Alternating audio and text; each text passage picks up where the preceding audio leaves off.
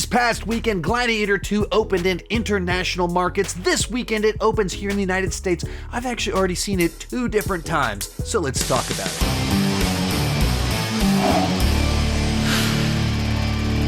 Hi, my name is Sean, and I love to talk about movies and TV way too much. With that in mind, go ahead and join me down below in the comments section. Let me know, what did you think about Gladiator II, and give me that point of reference. What is your experience with the first Gladiator film? I know for a lot of people my age, it's one of our favorite films of all time. It came out right as I graduated high school, so having this big prestige action epic come out, it was the perfect movie for people like me to both discover prestige films, Oscar films, while at the same time getting Russell Crowe chopping people's heads off and all the action and carnage candy that we wanted. But it's one of those movies that really made its way into the popular culture, both at the box office, with critics, with audiences, with awards voters, and they've been talking about doing a sequel for 20 years now. They were going to do a movie bringing back Russell Crowe set in the afterlife. Absolutely crazy stuff. And finally, we have a Gladiator II. But was that a good idea? Will it leave us entertained? Are you not entertained? So how does it compare to the original? Let's get started with the good. And if you go into this movie just looking for some big gladiator action, there is so much in this movie to enjoy. Ridley Scott knows how to deliver massive action spectacle in multiple environments and finding a way to make each action set piece different from all the other ones, as well as having some sort of different emotional hook, some sort of different element to it that makes it pop on a plot or character level. And compared to the original film, I think that this movie has more action, it's bigger action, and it's gnarlier action, where it's more brutal, it's more gruesome, and it just has this pace that every 10, 15, 20 minutes, you're getting some new big set piece. And all of them are in coliseums, they're massive battles, they're on huge hillsides, they're in big palaces. So just on the level of, are they interesting on an aesthetic level? Yes. One thing a lot of people said about this movie is, do we really need another Gladiator movie? Is someone really asking for a Gladiator II? And in my mind, it's not like this is an oversaturated genre. Like, when was the last great Gladiator movie? It was Gladiator. I don't even know how many other Gladiator movies have come out in the last 24 years, but we've had 8 live-action Spider-Man movies, plus 2 animated Spider-Man movies, plus Spider-Man showed up in 3 more MCU films, plus a whole set of Spider-Man spin-off villain movies. So we got like 15 Spider-Man movies since the last Gladiator movie came out. So like in my mind, just on the level of, do I want more Gladiator action? Yeah, I'm glad that we have another movie of gladiator action. I enjoy the genre, and Ridley Scott knows how to deliver what I want out of a movie like this. So also, on the plot level, we'll get into this in the mixed and the bad, but in the back half of the film, it really starts to cut its own path of what it's doing with the larger plot of the Gladiator films, the themes being explored, and the politics of Rome. Where early on, it's very reminiscent of the first film, a lot of point per point similar characters. But then you start to realize characters that you thought were villains aren't villains, characters you thought were friends are not friends, and the specific dynamics of what characters are trying to do. It's all a part of this power vacuum that was created in Rome due to the events of the first film, that all these years later, it's still poisoning Rome and they're still sorting through it. And this movie is about working through all of that.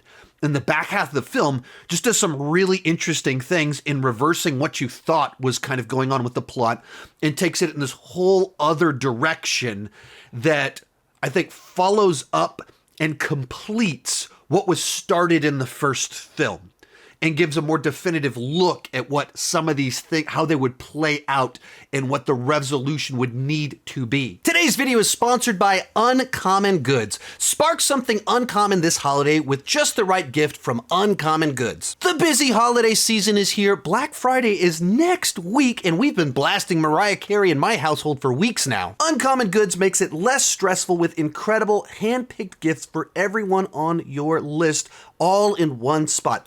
Gifts that spark joy, wonder, delight, and that it's exactly what I wanted feeling. So like for my wife, I bought one of these retro picture viewers with the circle with all the pictures on it, and it comes with a voucher where I submitted pictures of our family, our kids, our wedding, and they're gonna send me back those little picture wheels so we can have our own little customized picture viewer. Uncommon Goods looks for products that are high quality, unique, and often handmade or made in the US. They have the most meaningful, out of the ordinary gifts. When you shop at Uncommon Goods, you're supporting artists and small and independent businesses. And with every purchase that you make, Uncommon Goods gives back $1 to a nonprofit partner of your choice. They've already given back over $3 million to date. To get 15% off your next gift, go to uncommongoods.com/Sean Chandler. That's uncommongoods.com/Sean Chandler for 15% off. Don't miss out on this limited time offer. Uncommon Goods, we're all out of the ordinary. Of course, you also have to talk about the cast here. Probably the big standout is Denzel Washington. Just when it comes to the writing of the characters in the film, his is the one that both is designed to be kind of this flashier character, as well as having a lot of kind of depth to what's going on with his motivations and his actions. So he's set up to be a character that would pop a little bit more. But even beyond that, it's just Denzel Washington, and he's so fun and just brings a liveliness to it. Another interesting one here is Joseph Quinn, who was a big breakout from Stranger Things for a few years back. Earlier this year, he was on a Quiet Place Day One, playing this very, quiet character because he couldn't talk. And it's a great counterbalance when you realize what his career looks like this year, because he's in a movie where his character's barely able to talk. And then in this movie, he's playing this out-of-his-mind tyrant ruler lunatic. He gets to have a ton of fun just playing this very big character that is just, any reaction is so unbalanced and over the top that it's fun to see, in particular because it counterbalances playing such a different character in A Quiet Place Day One. Our lead in here, Paul Mescal, I'll talk about him more in the mixed section, but simply, I thought he did a good job. We got Pedro Pascal, and there's kind of two different types of Pedro Pascal roles. We've got the charismatic, fun Pedro from Game of Thrones, as well as Nicolas Cage, the movie. And then you have the broken, aging dad figure, and that's much more of what he's playing here. And it's a type of performance that we've kind of seen from him before, of this person just carrying kind of the weight of the world on his shoulders in an impossible situation. And he's playing that. And so if you like that version of Pedro Pascal, you'll get that.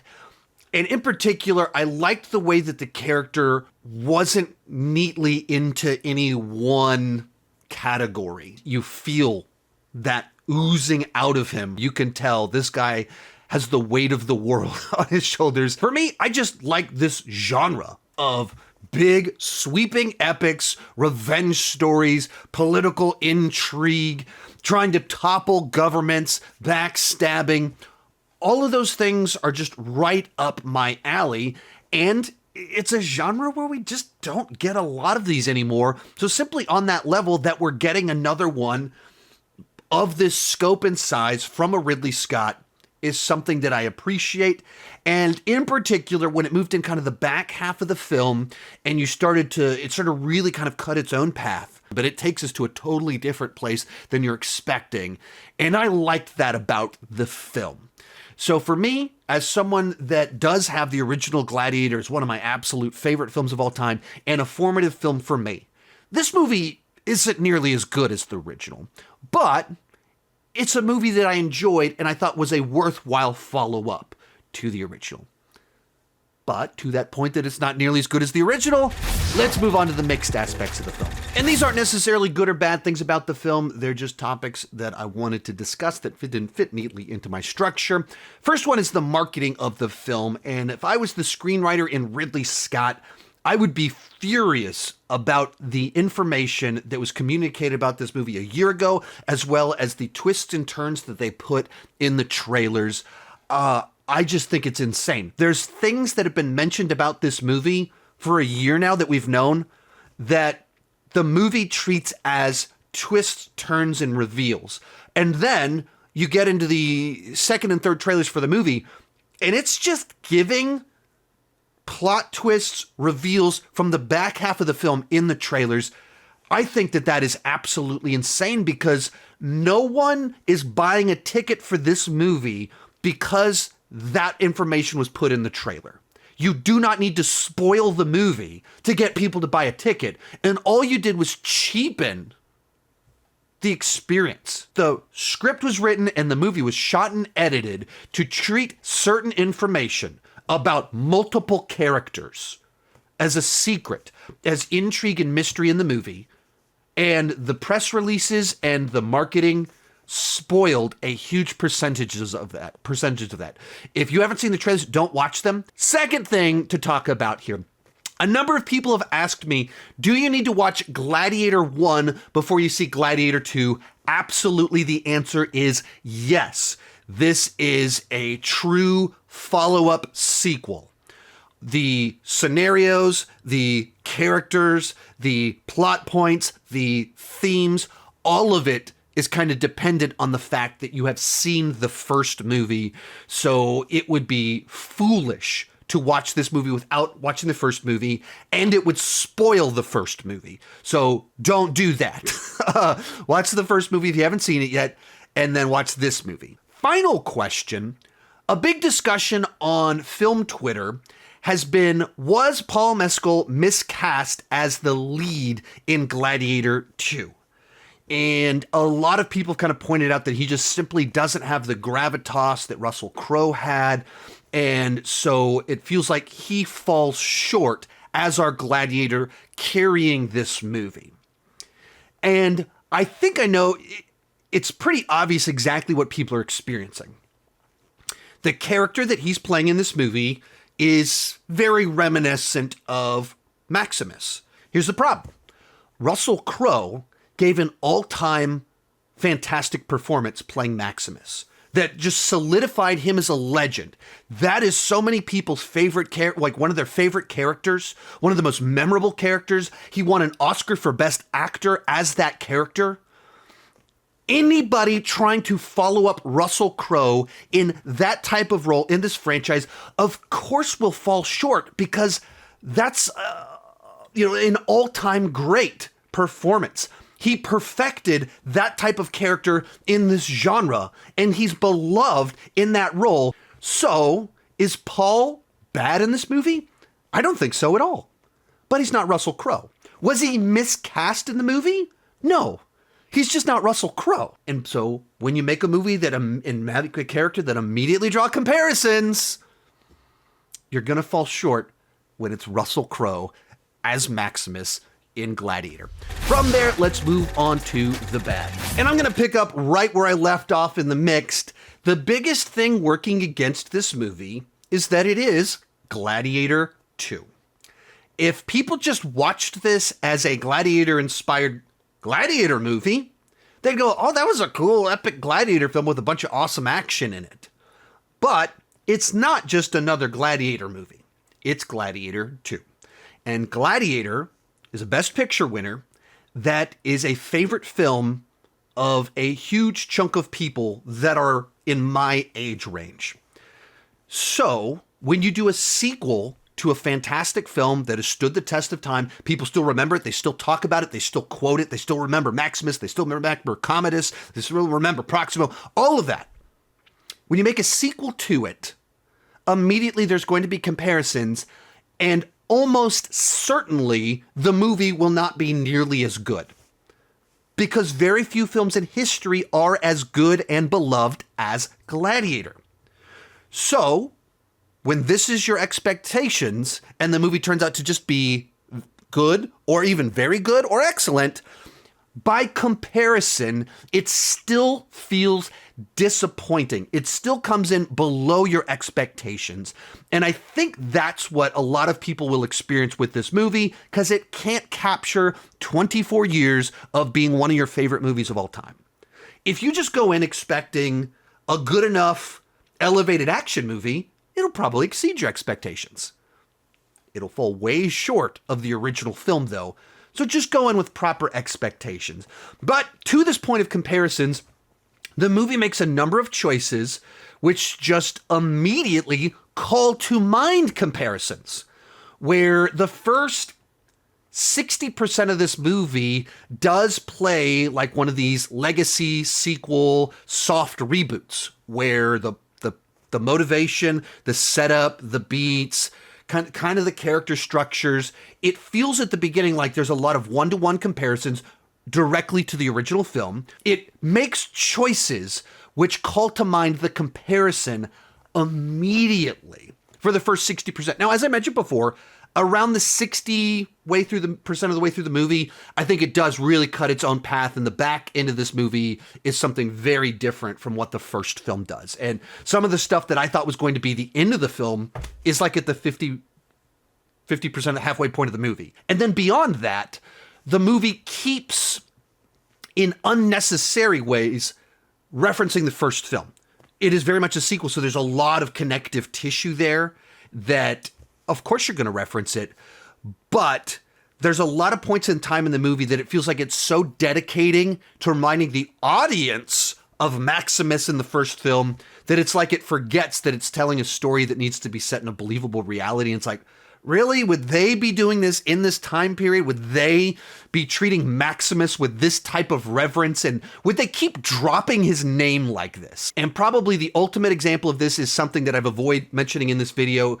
It is mentioned in the trailers. So if you've seen all the trailers, this won't be a spoiler. If you haven't watched the trailers, this is something I don't want you to hear. So just skip ahead until after this segment. They'll start in 3, 2, 1. So going back a while ago, they put out press releases saying that Lucius was going to be the lead character in this movie. That's just always kind of been information that's out there.